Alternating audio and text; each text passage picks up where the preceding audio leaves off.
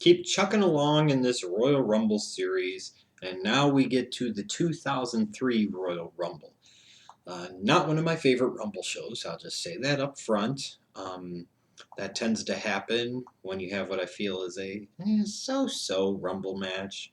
One that great, but one that terrible. It's kind of so-so. You have one championship match that, for all intents and purposes in the WWE's history, doesn't exist anymore. And then you have another title match in the WWE's history that they probably wish never existed, but it did, and how disappointing it truly was. Anyways, this is after the brand split, so you've got Raw and you've got SmackDown. And this was at a time where you had a talent roster where I feel like you could sustain two separate and different brands. And that was one thing that was striking as I went back and watched this show. You know, you had your stars on SmackDown, you had your people on Raw, and at that time, I did definitely feel for about a 2 or 3 year stretch, I would, if I had to choose between watching one or the other show on a consistent week in, week out basis, it was going to be SmackDown. It was not going to be Raw. I thought SmackDown had better performers, I thought it had better storylines, I thought it was presented in a better way, and just an all around better product than what Raw was giving us at that time. Maybe that's because we were in the middle of God being pounded down our throats on Raw. I don't know. But the SmackDown brand at that time was when I really thought it was at. It really was. But like I said, it was very striking to go back and watch this and see just how talented the rosters were, how deep the roster was, even back in 2003, in the fact that it could justify a brand split, and they made it feel like a brand split. They made it feel like your Raw people were your Raw people, your SmackDown people were your SmackDown people. You actually were trying to compete in some ways. Even the way you did it here, you know, you had Raw entrance, you had SmackDown entrance in the Royal Rumble, what have you. As far as the event itself, it was kind of squirrely that the opening match was Lesnar and Big Show with a Royal Rumble qualifying spot on the line. Of course, this was a storyline going back to Survivor Series, where Heyman turned on Brock Lesnar to the surprise of probably absolutely no one, and joined, and aligned with the Big Show. Easy for me to say. And this was kind of the final punctuation mark on that storyline. And if I remember correctly, this Royal Rumble qualifying match, was actually longer than their title match at Survivor Series a couple months before this, which is kind of odd. But Brock Lesnar won, so that way he was able to actually gain entry into the 2003 Royal Rumble. The next match, the tag team title match between the Dudley Boys and William Regal and Lance Storm, was what it was. You know, you'd seen Dudley Boys do a lot better stuff, but hey, William Regal or Lance Storm were the champs at this time, so whatever. They got a pay-per-view payout. Good for both of them. The third match, right in the middle, lots of lesbian undertones, so a lot of us probably still fap off to this storyline to this day. Tori Wilson and Dawn Marie, who could ever forget the legend that was Al Wilson? Oh, God, this was bad. That part was bad.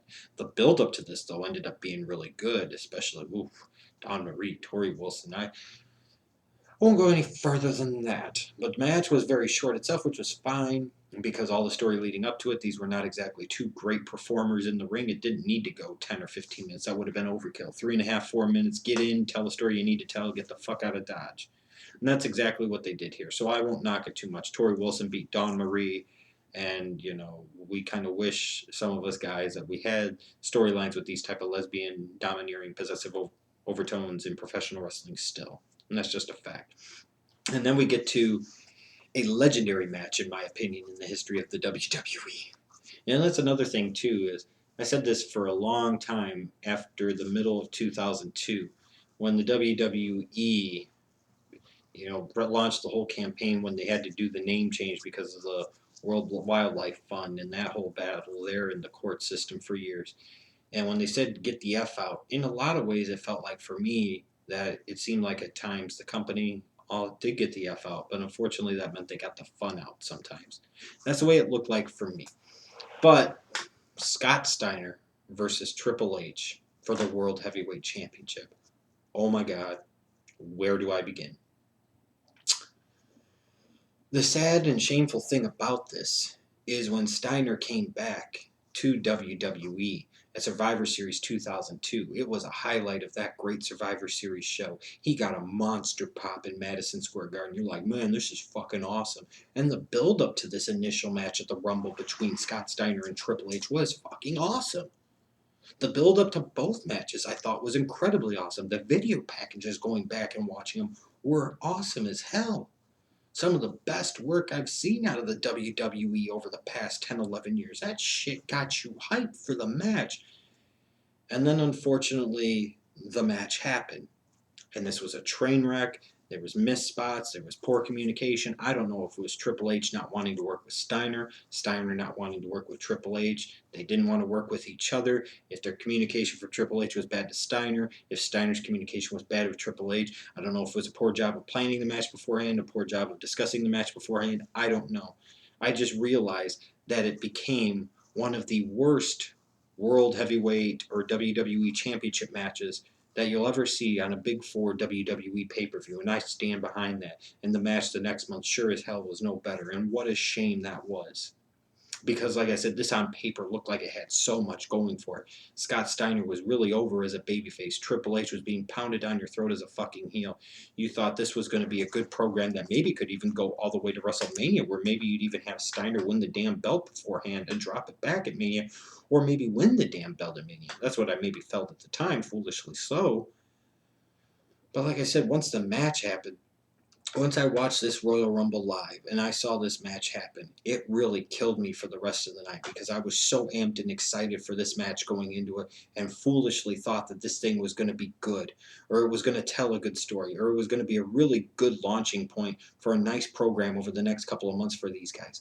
And then once this match happened, and even going back and watching it again, this match was so bad and such a train wreck and such an utter epic disappointment that it really did truly live back in 2003 and again watching it one more time in 2014 ruined my enjoyment and experience watching the rest of the show. It was so bad and such an abyss of suck and fuck that it was incredibly hard to get yourself ramped back up for it. And that's the truth. Then you get the WWE Championship match, Kurt Angle defending his title against Chris Benoit in a match that was really damn good that unfortunately doesn't really exist in the history of the WWE anymore. What a tragic shame. That's another thing that really stands out to you when you go back and talk about these old shows. Wait until I talk about the 2004 Royal Rumble. What a shame. What a tragedy on so many different levels. But again, in terms of matches, it was the match of the night. And like I said, it's just a shame that it really doesn't exist in the WWE lexicon of history books anymore. Then we get to the Royal Rumble match itself. And I think you knew going in, like everybody I was associated with and watched the event with, we all knew Lesnar was going to win. This was not a surprise. And sometimes just because you know it's coming doesn't mean it's a bad thing. You had some good performances here and some good things being set up here for WrestleMania, namely to me, Shawn Michaels and Chris Jericho. What a match they had at WrestleMania 19. You were really laying the foundation for that here. And then, what was kind of cool is you get to the final two, and you've got Brock Lesnar and The Undertaker. That shit was really cool because it was really like a ceremonial passing of the torch by Taker to Brock Lesnar as Lesnar eliminated The Undertaker and won the Royal Rumble. Now, this is at a time where the WWE was all in on Brock Lesnar. When you want to talk about being all in on John Cena, you go back to 2002, 2003, you want to talk about being all in on somebody. They were really, truly, as a company, all in on Brock Lesnar. No question about it. They had him beat Big Show back when Big Show was being booked as a monster and had just come off a short run, mind you, but a run as World Heavyweight Champion. And then, or WWE Champion, whatever. And then they have Brock Lesnar eliminate The Undertaker last and win the 2003 Royal Rumble. I mean, they were all in on Lesnar. But like I said, this show to me, the undercard was nothing special. And that World Heavyweight Championship match between Steiner and Triple H was so god awful fucking bad that it really ruined my enjoyment of this event. And this is again going back on my memories of watching it live in 2003 and having to sit through it again a couple of weeks ago, watching it again in 2014. It's a shame too, and like I said, the really good world title match on this show really doesn't exist in the history books anymore, in a figurative sense. What a shame. And like I said, it's going to make for a really interesting discussion for the 2004 Royal Rumble coming up tomorrow.